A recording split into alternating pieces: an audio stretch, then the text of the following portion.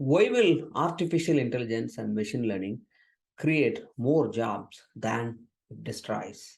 In general, automation doesn't create or destroy jobs. Rather, it transforms the way we work.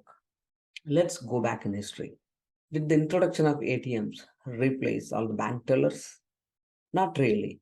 In fact, it paved the path for digital banking. Now, happily sitting at home, we are able to deposit our checks through smartphones.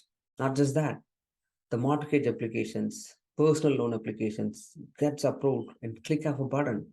I was able to refinance my home mortgage in simple steps. There was no need of the extensive manual documentation as we used to deal with it in past. Not just that, you get those instant fraud alerts when your credit card is misused by somebody else.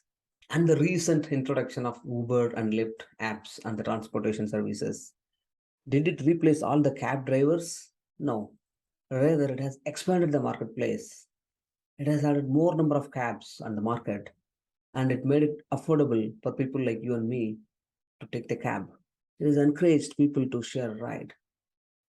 That reduces the number of cars on the road and it helps the traffic, especially in the major cities.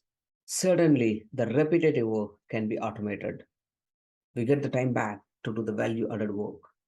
We humans are good at creative thinking, whereas computers are less error prone when it comes to repeating the same work. Computers and humans, we can play to our strengths.